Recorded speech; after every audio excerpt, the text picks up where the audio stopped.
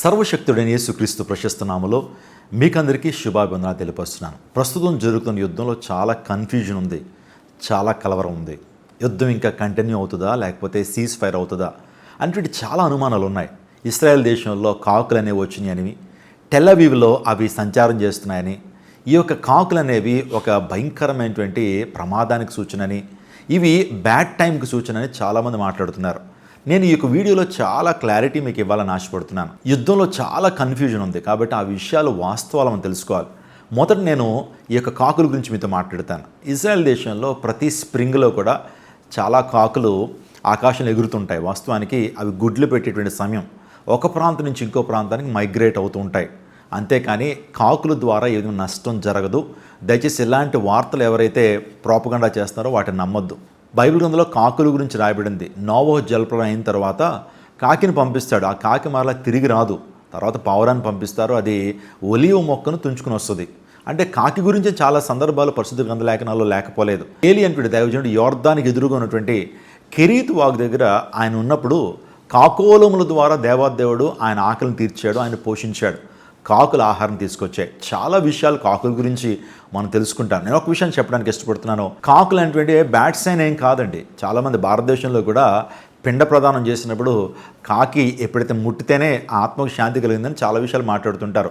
కాకులు ఎగురుతున్నాయి కాబట్టి, కాకులు అనేవి ఇజ్రాయెల్ దేశంలో ఎగురుతున్నాయి కాబట్టి అది భయంకరమైనటువంటి చెడు వార్త, లేకపోతే ఇజ్రాయెల్ దేశం నాశనం అయిపోద్ది, ఇజ్రాయెల్ దేశం అంతా కూడా పతనం అయిపోద్ది, కాకులు ఎప్పుడైతే వచ్చినాయి అనేటువంటి ఇవి అపశకునం అని చాలామంది మాట్లాడుతున్నారు. వాటిలో సత్యం లేదు. ప్రతి స్ప్రింగ్ సీజన్లో కూడా కాకులు ఇదే టైంలో ఒక ప్రాంతం నుంచి ఇంకో ప్రాంతానికి వెళ్తుంటాయి. మీకు తెలుసో తెలీదో మన ఆంధ్రప్రదేశ్లో కొల్లేరు అనేటువంటిది సరస్సు ఉంటుంది.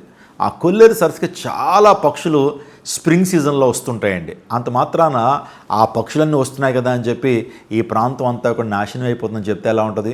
కాబట్టి అందులో వాస్తవం లేదు. మీరు క్లారిటీ తీసుకోవాలి.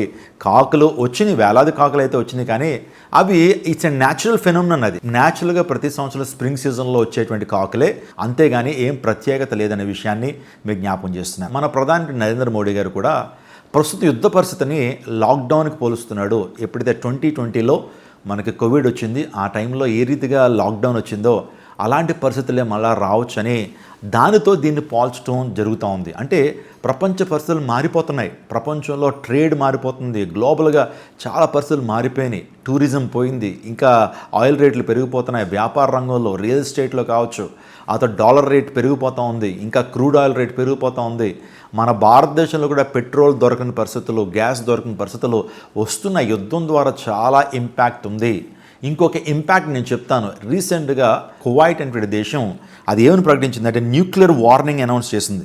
తమ దేశం మీద ఎవరైనా న్యూక్లియర్ వెపన్తో దాడి చేసినా, న్యూక్లియర్ రియాక్టర్స్ ఉంటాయి ప్రతి దేశానికి కూడా, న్యూక్లియర్ రియాక్టర్స్ ద్వారా ఎలక్ట్రిసిటీని ప్రొడ్యూస్ చేస్తుంటారు. మన భారతదేశంలో అయితే న్యూక్లియర్ రియాక్టర్స్ లేవు, కానీ చాలా దేశాల్లో న్యూక్లియర్ రియాక్టర్స్ ద్వారా ఎలక్ట్రిసిటీని వారు ప్రొడ్యూస్ చేస్తున్నారు. ఇప్పుడు ఇరాన్ కనుక కువైట్ మీద కానీ, అమెరికా కానీ కువైట్ మీద కానీ దాడి చేస్తుందేమో, చేస్తే కనుక భయంకరమైనటువంటి రేడియేషన్ అనేది ఆ ప్రాంతం అంతా స్ప్రెడ్ అవుతుంది. ఒక మాట నేను చెప్పనివ్వండి, న్యూక్లియర్ పవర్ ద్వారా రేడియేషన్ అనేది బయటకు వస్తే 3-4 తరాలు ఎంతో సఫర్ అవ్వాల్సి వస్తుందండి. మనందరికీ తెలుసు, అమెరికా దేశం రెండో ప్రపంచ యుద్ధ కాలంలో జపాన్ మీద హిరోషిమా, నాగసాకి అనే 2 పట్టణాల మీద యాటమ్ బాంబ్స్ వదిలినప్పుడు ఇప్పటికీ కూడా రేడియేషన్ ఆ జపాన్ దేశంలో ఉంటుంది. అనేక మంది మర్రుగుజ్జులుగా పుడుతుంటారు అక్కడ. ఆ రేడియేషన్ చాలా ప్రమాదకరమైనటువంటిది. కువైట్ న్యూక్లియర్ వార్నింగ్ ప్రకటించింది. ప్రజలారా తస్మాత్ జాగ్రత్త. మన దేశం మీద న్యూక్లియర్ వెపన్ అన్న పడవచ్చు, అణుబాంబు అన్న పడవచ్చు, లేకపోతే మన అణు రియాక్టర్స్ మీద మిజైల్స్ పెడితే చాలా రేడియేషన్ ద్వారా మన దేశం చాలా నష్టపోవచ్చు అనే విషయాన్ని తెలియజేస్తున్నారు. నేను అనుకుంటాను ఏంటంటే, కువైట్కి ఆల్రెడీ తెలుసు, ఇంటర్నల్గా ఏం జరుగుతుందని తెలుసు. ఈరోజు ఎక్కువగా ఇజ్రాయెల్ కావచ్చు, అమెరికా కావచ్చు, ఇరాన్ కావచ్చు, అణు రియాక్టర్స్ మీద, న్యూక్లియర్ ఫెసిలిటీస్ మీద దాడులు చేసుకుంటున్నారు. ఒకవేళ కనుక అణు రియాక్టర్స్ మీదన్నా పడిందనుకోండి, ఈ రోజున ఇరాన్ అనేటువంటి దేశం చాలా ప్రాంతాల్లో అది అణు రియాక్టర్స్ని కలిగి ఉంది, at the same time nuclear ఫెసిలిటీస్ని కలిగి ఉంది. అణుబాంబులు తయారు చేస్తున్న స్థలంలో గనక బాంబులు పడితే దాని నుంచి వచ్చే రేడియేషన్ ద్వారా అనేక దేశాలు నష్టపోతాయి. అనేక దేశాలు రేడియేషన్లు ఉంటాయి. ప్రజలు నిలువెత్తున భయంకరమైనటువంటి వ్యాధులతో బాధపడతారు. నీరు పాడైపోద్ది, సముద్రంలో నీరంతా కలుషితం అయిపోద్ది, ఆహారం కలుషితం అయిపోద్ది, ప్రజల్లో భయంకర వైరస్లు పెరిగిపోతాయి. ఇంకో ప్రాముఖ్యమైన విషయం ఏంటంటే వాతావరణంలో పెను మార్పులు వచ్చేస్తాయి. ఈ రేడియేషన్ ద్వారా చాలా ప్రమాదం ఉంది. ఇప్పుడు ప్రపంచం అంతా ఈ విషయం గురించి ఆలోచన చేస్తున్నారు. ఒకవేళ అణు రియాక్టర్స్ నుంచి రిలీజ్ అయినటువంటి రేడియేషన్ ద్వారా ప్రపంచంలో చాలామంది మరణించవచ్చు. చాలామంది 3-4 తరాల వరకు ఆ జన్యు సంబంధమైనటువంటి సమస్యలు తలెత్తుతాయి. ప్రజలు మరుగుజ్జుల్లా పుడతారు, చేతులు పెద్ద పెద్దగా ఉంటాయి, మొండె వింతే ఉంటుంది. చాలా భయంకరమైన పరిస్థితులు తలెత్తొచ్చని కువైట్ ఈరోజు ముందుకు వచ్చి న్యూక్లియర్ వార్నింగ్ని అనౌన్స్ చేయడం జరిగింది. ఇరాన్ కూడా ఎక్కడా తగ్గట్లేదు. అమెరికన్ వార్షిప్ మీద బాంబులు వేస్తున్నారు.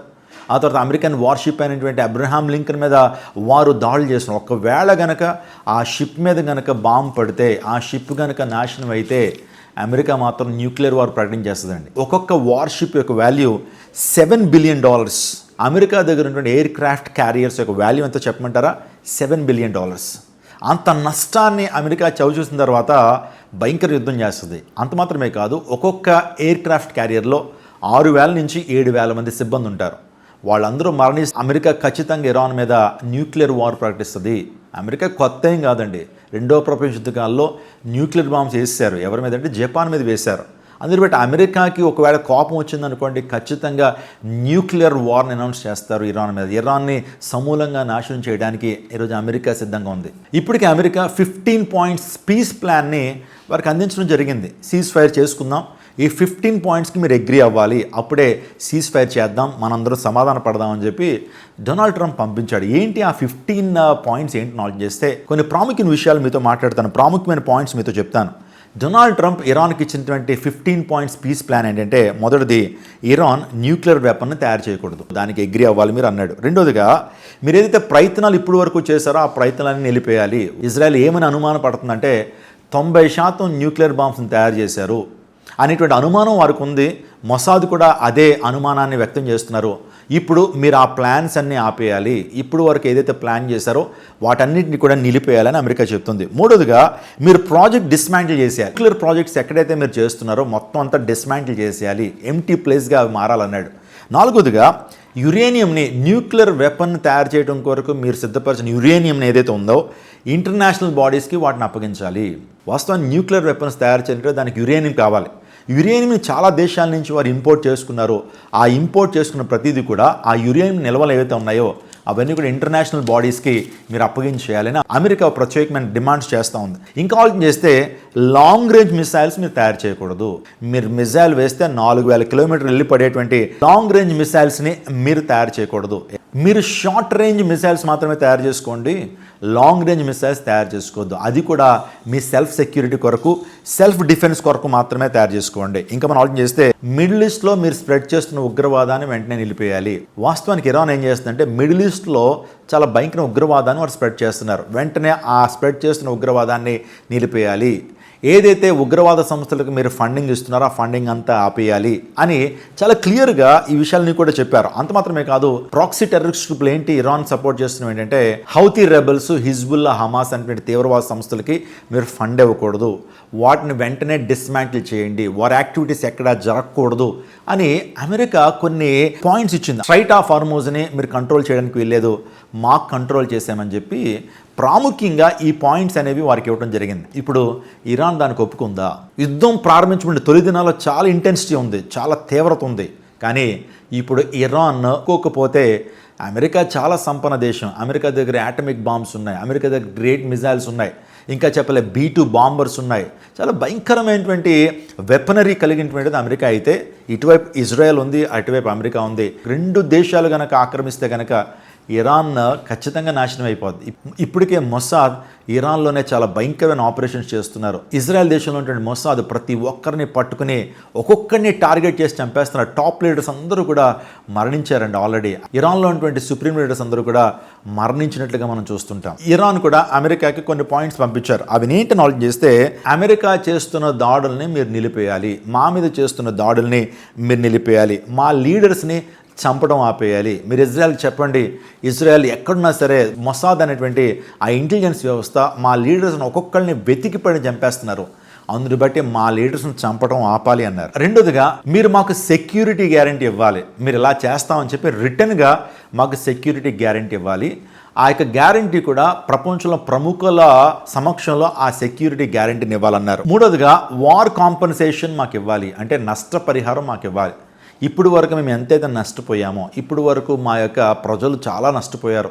గవర్నమెంట్ బిల్డింగ్లు పోయినాయి, ఆ తర్వాత అనేకమైన న్యూక్లియర్ ఫెసిలిటీస్ పోయినాయి, ఇంకా చెప్పాలి ఆయిల్ ఫెసిలిటీస్ అన్నీ కూడా నష్టపోయాం. కాబట్టి ఎంతైతే నష్టపోయామో ఆ నష్టపరిహారం అంతా మీరు పే చేయాలని ఇరాన్ కోరుతున్నారు. ప్రాక్సీ గ్రూపులను మీరు ఏం చేయకూడదు. అంటే ప్రాక్సీ గ్రూపులు అంటే ప్రాక్సీ టెర్రరిస్ట్ గ్రూపులు, అవే Hezbollah, Houthi rebels and Hamas, వీరిని మీరు ఏం చేయకూడదు. వాస్తవానికి మీరు మాతో పోరాటం చేస్తున్నారు, మాతో పోరాటం చేస్తున్న మీరు వారితో పోరాటం చేయడానికి వీల్లేదు. అంటే వారి ఉద్దేశం ఏంటంటే వారిని ఇంకా సమర్థించాలని, వారికి ఇంకా ఫండ్ రైజ్ చేయాలని, మిడిల్ ఈస్ట్లో వారిని ఉపయోగించుకుని వారి పెత్తనం సాధించాలి, పెత్తనం కొనసాగించాలనే ఉద్దేశం ఇరాన్ దానికి క్లియర్గా అర్థమవుతుంది. ప్రాక్సీ వాళ్ళని ఏం చేయకూడదట, హిజ్బుల్లా వాళ్ళని ఏం చేయకూడదట, హమాస్ వాళ్ళని ఏం చేయకూడదట, హౌతీ రెబల్స్ని ఏం చేయకూడదట, వాళ్ళని వదిలిపెట్టాలట. ఎందుకంటే ఇరాన్కి వారితో చాలా పెద్ద పని ఉంది. ప్రపంచవ్యాప్తంగా టెర్రరిజంని ముందుకు తీసుకెళ్లాలంటే ఈ యొక్క ప్రాక్సీ గ్రూపులే వారికి సహాయకరంగా ఉంటాయి. కాబట్టి వాటి మీద మీరు దాడి చేయకూడదని వారు డిమాండ్ చేస్తున్నారు. ఆ తర్వాత స్ట్రైట్ ఆఫ్ హార్మోజ్ అని మేము కంప్లీట్గా మేము విడిచిపెట్టలేము, దాని మీద మాకు కంట్రోల్ కావాలి అని ఈ 5 పాయింట్లు తిరిగి పంపించారు. ఈ 5 పాయింట్లు వారు పంపించారు. అమెరికా 15 పాయింట్లు పంపించారు. ఈ యుద్ధంలో ప్రాముఖ్యంగా ఎవరు కీ రోల్ ప్లే చేస్తున్నారు అని ఆలోచన చేస్తే అమెరికా వాస్తవానికి యుద్ధం చేస్తూ ఉంది. ఇరాన్ కూడా అమెరికా యొక్క మిలిటరీ బేస్ల మీద దాడులు చేస్తున్నారు. అమెరికాకి చాలా దేశాల్లో మిలిటరీ బేస్లు ఉన్నాయి. కువైట్లో ఉంది, యుఏఈలో ఉంది. ఆ మిలిటరీ బేస్ల మీద దాడి చేస్తుంది. ఇప్పటికి కూడా షిప్స్ మీద దాడి చేస్తుందండి. ఇప్పటికి ఇరాన్ అమెరికన్ షిప్స్ మీద, ఆ యొక్క ఎయిర్ క్రాఫ్ట్ క్యారియర్స్ మీద దాడులు చేస్తున్నారు. ఒకవేళ కనుక ఎయిర్ క్రాఫ్ట్ క్యారియర్ కనుక ఏదైనా అయిందా నిజంగా న్యూక్లియర్ వార్ తీసుకొచ్చేస్తారండి అమెరికన్స్. లేటెస్ట్ విషయం ఏంటంటే అమెరికా అయితే కొద్ది తగ్గుతుంది కానీ వెనక్కి ఇజ్రాయెల్ ఏమంటుందంటే మేము యుద్ధాన్ని ఆపే ప్రసక్తి లేదు, ఇరాన్ దేశంలో మా టార్గెట్స్ ఎవరి మీదైతే పెట్టామో ఆ టార్గెట్స్ అంతా మేము ఏం చేయాలి, క్లియర్ చేసేయాలి, వారినందరూ కూడా మేము చంపి తీరాలి, ప్రతి లీడర్ని చంపాలని రీసెంట్గా ఇరాన్ నావీకి సంబంధించినటువంటి ఒక సుప్రీం లీడర్ని వారు హతం చేశారు. ఎక్కడైతే స్ట్రైట్ ఆఫ్ హార్మూజ్ ఆ ప్రాంతాల్లో ఆ వ్యక్తి ఒక ప్రముఖమైన పాత్ర వహిస్తాడు, ఆ వ్యక్తిని వారు చంపడం జరిగింది. దాన్ని అనౌన్స్ చేశారు, మేము ఎలిమినేట్ చేశామని ఇజ్రాయెల్ చెప్తున్నారు. ఇజ్రాయెల్ అంటుంది ఇంకా కొన్ని రోజులు యుద్ధం జరగాల్సిందే, కొన్ని నెలలు యుద్ధం జరగాల్సిందే అని వారు అంటున్నారు. కానీ అమెరికా మాత్రం 15 పీస్ పాయింట్లు ఇచ్చింది. దాని వెనకాల ఆంతర్యం మనకు తెలియదు. ఏదైనప్పటికీ ఒక విషయం ఏంటంటే యుద్ధాలు అధికమైపోతున్నాయండి. రోజు రోజుకి ఇంటెన్సిటీ పెరిగిపోతూ ఉంది. రోజు రోజుకి వారు తగ్గే పరిస్థితులు లేరు. అమెరికా ఎక్కడా తగ్గట్లేదు. అలా అని చెప్పి ఇరాన్ ఎక్కడైనా తగ్గుతుందా? ఇరాన్ యొక్క ప్రధాన ఉద్దేశం ఏంటి, మేము నష్టపోయినా పర్వాలేదు, అమెరికాకి ఇజ్రాయెల్కి చాలా నష్టం చేసి మేము నష్టపోవాలి, మేము పాడైపోయినా పర్లేదు, మేము నాశనం అయిపోయినా పర్లేదు, అమెరికాని సపోర్ట్ చేస్తున్న గల్ఫ్ దేశాలు ఏదైతే ఉన్నాయో వాటికి కూడా నష్టం చేయాలి అని చెప్పి చాలా భయంకరమైన రీతిలో పోరాటం చేస్తున్నాయి. వాస్తవానికి అలీ ఖమేనీ చనిపోయిన తర్వాత 2 రోజులు 3 రోజులు యుద్ధం ఉంటుంది అనుకున్నారు. కానీ ఇప్పుడు ఆ యుద్ధం సుమారుగా 20 రోజుల పైన దాటేసింది. ఇంకా యుద్ధం ముమ్మరం అయిపోతుంది. ఈ యుద్ధంలో ఖచ్చితంగా ఇరాన్ నష్టపోతుంది, మనందరికీ తెలుసు. అమెరికా కూడా నష్టపోతుంది. అమెరికా పౌరులకి గవర్నమెంట్ ఉన్న క్రెడిబిలిటీ పోతుంది. ప్రపంచ దేశాల్లో అమెరికాను సపోర్ట్ చేసేటువంటి దేశాలు కూడా ఈ రోజున అమెరికాను ప్రక్కన పెడుతున్నాయి. అమెరికా వీక్ అవుతుందనేటువంటి విషయం ప్రపంచానికి నిరూపించారు. అంత మాత్రమే కాదు, నాటో దేశాల వారు అమెరికాను సపోర్ట్ చేయట్లేదు. ఆ తర్వాత యూరోపియన్ నేషన్స్ చాలా అమెరికాను సపోర్ట్ చేయట్లేదు. మీరు ఆలోచన చేయండి, అమెరికా ఈ రోజున చాలా చెడ్డ పేరును మోస్తూ ఉంది. కానీ ఇజ్రాయెల్ మాత్రం తన పని తాను చేసుకుంటూ వెళ్ళిపోతుంది. వాస్తవానికి ఎందుకు అమెరికా ఇజ్రాయెల్కి లోబడాలనంటే ఒక అద్భుతమైన విషయాన్ని చెప్తాను, ఒక మర్మయుక్తమైన విషయాన్ని చెప్తాను చూడండి. అమెరికాలో లాబీ సిస్టమ్ అనేది లీగలైజ్డ్. అంటే దాని అర్థం ఏంటంటే ఎవరైనా ప్రెసిడెంట్ ఎలక్షన్స్లోకి వచ్చినప్పుడు ఎవరైనా వారికి ఫండ్ రైజ్ చేసి వారిని గెలిపించిన తర్వాత ఆ ప్రెసిడెంట్ నుంచి లబ్ధి పొందేటువంటి ఆ లాబింగ్ అనేటువంటిది అమెరికాలో లీగలైజ్డ్. వాస్తవానికి మనం జాగ్రత్తగా ఆలోచన చేస్తే ఆ బైడెన్ అనేటువంటి వ్యక్తి పరిపాలన చేస్తున్నప్పుడు ఇజ్రాయెల్కి అంత సపోర్ట్ చేయలేదు. అందుని బట్టి వీళ్ళు ఏం చేశారంటే బైడెన్ దించేసి ఇజ్రాయెల్కి ఎంత పవర్ ఉందో మీరు ఆలోచన చేయండి. ఇజ్రాయెల్ అమెరికాని ఎంత శాసించగలుగుతుందో, ప్రపంచాన్ని ఎంత శాసించగలుగుతుందో మనకి ఇట్టే అర్థమవుతుంది. ఈ యొక్క ఇజ్రాయెల్ లాబీ ఏం చేసిందంటే అమెరికాలో ఉన్నటువంటి డొనాల్డ్ ట్రంప్ను గెలిపించి ఆ డొనాల్డ్ ట్రంప్ నుంచి అనేకమైనటువంటి బెనిఫిట్స్ పొందడానికి ఇజ్రాయెల్ లాబింగ్ చేసింది. కొన్ని కోట్ల డాలర్లు ఖర్చు పెట్టింది, డొనాల్డ్ ట్రంప్ నిలబెట్టింది. ఇప్పుడు డొనాల్డ్ ట్రంప్ ఎవరికి సపోర్ట్ చేయాలి? ఇజ్రాయెల్కి సపోర్ట్ చేయాలి. ఇజ్రాయెల్కి ఉన్నటువంటి ఏకైక ఉద్దేశం ఏంటంటే మిడిల్ ఈస్ట్లో వారి శత్రు రాజ్యాలకి ఎవరికి కూడా న్యూక్లియర్ వెపన్స్ ఉండడానికి వీల్లేదు. అది ఇరాన్ కావచ్చు, లేకపోతే మిడిల్ ఈస్ట్లో ఉన్నటువంటి ఏ దేశానికి కూడా వారి దేశం మీదకి ఎవరైనా యుద్ధం చేసేటువంటి వారికి ఏ ఒక్కరికి కూడా న్యూక్లియర్ వెపన్స్ ఉండడానికి వీల్లేదు. ఇరాన్ ఏమో న్యూక్లియర్ వెపన్స్ తయారు చేస్తుంది. 90% న్యూక్లియర్ వెపన్స్ వారు తయారు చేసి అట్టే పెట్టుకున్నారు. అమెరికాని ఇజ్రాయెల్ ఇన్ఫ్లుయెన్స్ చేసింది, మీరు మాతో పాటు యుద్ధానికి రావాలి, ఇరాన్కు న్యూక్లియర్ వెపన్స్ అన్నీ కూడా మనం డిస్మాంటిల్ చేయాలి అని చెప్పి యుద్ధం అనేది ప్రారంభించబడింది. ఇప్పుడు ఇరాన్ ఎక్కడా తగ్గట్లేదు. నిజంగా ఇరాన్ భయంకరంగా యుద్ధం చేస్తుంది. వారు ఎంత నష్టపోయినా పర్వాలేదు, అమెరికాకి ఇజ్రాయెల్కి నష్టం కలిగించాలని. ఇంకా చాలా విషయాలు మీతో మాట్లాడుతున్నాను. చాలా స్పెక్యులేషన్స్ ఉన్నాయి, చాలా కాన్స్పిరసీ థియరీస్ ఉన్నాయి, చాలా అనుమానాలు ఉన్నాయి. కాబట్టి అనుమానాలన్నీ కూడా మీరు నివృత్తి చేయాల్సినటువంటి అవసరం మా మీద. ఇజ్రాయెల్ పీపుల్కి ఎందుకు సపోర్ట్ చేయాలి? యేసుక్రీస్తు ప్రభుని సిలువేశారు కదా, యేసుక్రీస్తు ప్రభుని నమ్మనటువంటి వారికి ఎందుకు మనం సపోర్ట్ చేయాలంటే, దేవుని లేఖనాలు నెరవేర్చబడాలి అంటే, అంత్యదినాల్లో యేసు ప్రభు రాకడ జరగాలి అంటే, అంత్యదినాల్లో ప్రవచనాలు నెరవేర్చబడాలంటే ఇశ్రాయేలీకి హాని కలగకుండా ఉండాలి. దేవుని లేఖనాలు యేసుక్రీస్తు ప్రభు యొక్క రాక జరగాలి అంటే ఆ ఒలీవ్ కొండ మీదకి యేసు ప్రభు రాబోతున్నారు. కాబట్టి ఖచ్చితంగా ఇజ్రాయెల్ క్షేమం కొరకు మనం ప్రార్థన చేయాలి. ఇజ్రాయెల్ అంత్యదినాల్లో బ్రతికుండాలి, ఇజ్రాయెల్ దేశం ఉండాలి. అప్పుడే దేవుని లేఖనాలని నెరవేర్చబడతాయి. చాలా విషయాలు చెప్తాను. నేను ఒక వీడియో మీకు అందించాను. అసలు ఇశ్రాయేలీలు యేసు ప్రభుని ఎందుకు ద్వేషిస్తారు, యేసు ప్రభు వారిని ఎలా ట్రీట్ చేస్తారు వాళ్ళు అంటే, యేసు ప్రభు వారిని మెస్సైగా వారు ఎందుకు ట్రీట్ చేయట్లేదు, వారికున్న భావజాలం ఏంటి, వారికున్న అభిప్రాయాలు ఏంటో ఒక వీడియోలో నేను అందించడం జరిగింది. ఇప్పటికే కొన్ని లక్షలాది మంది ఆ వీడియోని చూశారు. ఇప్పటికే చాలా కంటెంట్ మీకు ఇవ్వడం జరిగింది, చాలా విషయాలు మీకు చెప్పడం జరిగింది. నేను సుమారుగా 2-3 సంవత్సరాల నుంచి ఈ కంటెంట్ ఇస్తూనే ఉన్నాను. చాలామంది మేలు పొందుతున్నారు.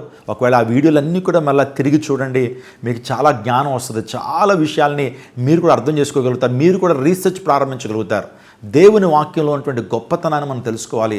దేవుని వాక్యంలో ఇజ్రాయెల్ చరిత్రను తెలుసుకోవడం ద్వారా చాలా దేవుని గురించి మనం అర్థం చేసుకోగలుగుతాం, యేసు ప్రభు రాకడ గురించి తెలుసుకోగలుగుతాం. కాబట్టి అందరూ కూడా జాగ్రత్తగా ఈ వీడియోస్ని ఫాలో అవ్వండి. ఒకవేళ మీకు ఆసక్తి ఉంటే కనుక, మీ యొక్క సందేహాలు ఏమైనా ఉంటే కనుక కమెంట్ బాక్స్లో పెట్టండి. వాటి గురించి మేము ఖచ్చితంగా మాట్లాడుతాం. మా టీం ఎంతగానో ప్రయాసపడుతున్నాం. అందుని బట్టి మీకు డౌట్స్ ఏమైనా ఉంటే వాటిని కింద కమెంట్ సెక్షన్లో వాటి కొరకు ప్రత్యేకంగా మేము మాట్లాడతాం. ఈ ఛానల్ మీరు ఇంకా సబ్స్క్రైబ్ చేసుకోకపోయినట్లయితే ఇప్పుడే సబ్స్క్రైబ్ చేసుకోండి. అనేక మందికి ఈ ఛానల్ షేర్ చేయండి. అందుని బట్టి చాలా అనుమానాలు, చాలా స్పెక్యులేషన్స్, చాలా వదంతులు బయలుదేరుతున్నాయి. వాటిని నమ్మొద్దు. ఒక క్రెడిబుల్ సోర్సెస్ నుంచి మాత్రమే మీరు ఈ విషయాలను కూడా నమ్మాల్సిందిగా, మీరు వినాల్సిందిగా నేను మనసారా కోరుతూ ఈ వీడియోని ముగిస్తున్నాను. దేవుడు మిమ్మును, మీ కుటుంబాన్ని ప్రత్యేకంగా దీవించును గాక. దేవుడు మన భారతదేశం దీవించును గాక. ఒక్క మాట నేను చెప్పనండి, ఒకవేళ న్యూక్లియర్ వెపన్స్ కనుక పేరితే ఆ దేశాల్లో భారతదేశానికి ఏమైనా నష్టం ఉందా అని అంటే చాలామంది అభిప్రాయాలు చెప్తున్నారు. వాస్తవానికి భారతదేశానికి పెద్ద ఇంపాక్ట్ లేకపోయి ఉండొచ్చు.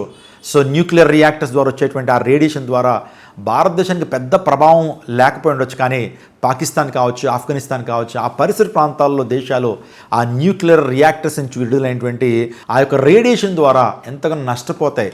3-4 తరాలు నష్టపోతాయి. అందుని బట్టి అందరూ ప్రార్థన చేద్దాం, యుద్ధం నిలిపివేయబడాలి. ఇమీడియట్గా నిలిపివేయబడితేనే ప్రపంచం శాంతిగా ఉండగలుగుతుంది, లేకపోతే ప్రపంచ పరిస్థితి చాలా భయంకరంగా మారుతుంది. అందుని బట్టి ప్రార్థన చేద్దాం.